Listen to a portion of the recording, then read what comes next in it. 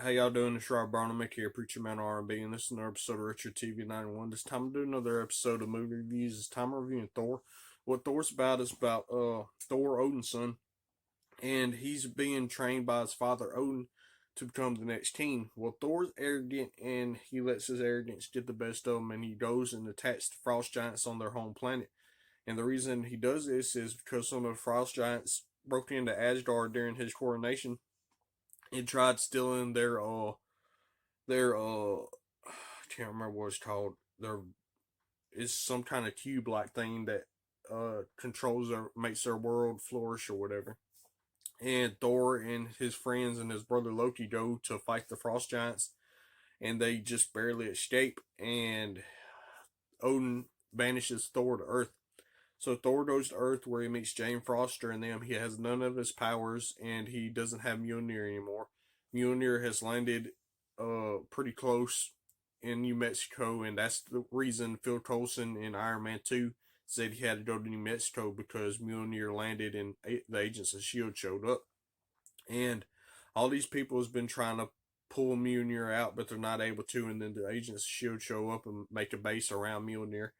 And Thor, with the help of Jane, goes and tries to get Mjolnir, and he fights his way through S.H.I.E.L.D. to do this, but he's not able to pick it up because he's not worthy.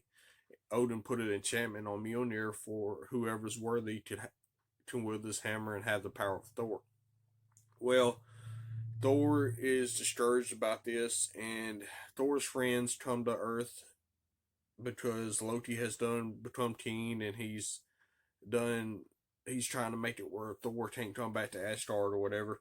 And he makes this deal with the Frost Giants to come kill Odin, but Loki backstabs the Frost Giants and saves Odin, and uses the Bifrost to destroy the Frost Giants' planet. And before all this happens, Thor is attacked by the Destroyer, which is this big old metal machine like thing that protects the vault. But Loki sends it down to Earth to attack Thor, and Thor winds up dying. But Mjolnir comes to him and brings him back to life, and Thor's back to his full power, and he destroys the Destroyer, and then he goes up to Asgard to face off against Loki, and Thor's forced to destroy the Bifrost, and he's not able to see Jane again because he did this because that's the only way to stop the Bifrost from destroying the ice giant's planet.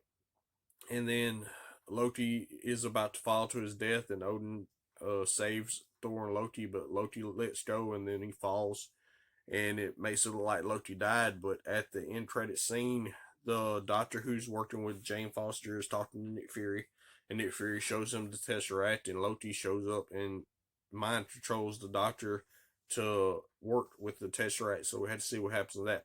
Other than that, that's all that really happened. My question for y'all is, now that Loki has this doctor working with the Tesseract, what's going to happen with it? As always, Preacher Man R&B signing out. Guys, GG's awesome. It's been an episode of Richard TV 901. See y'all next time.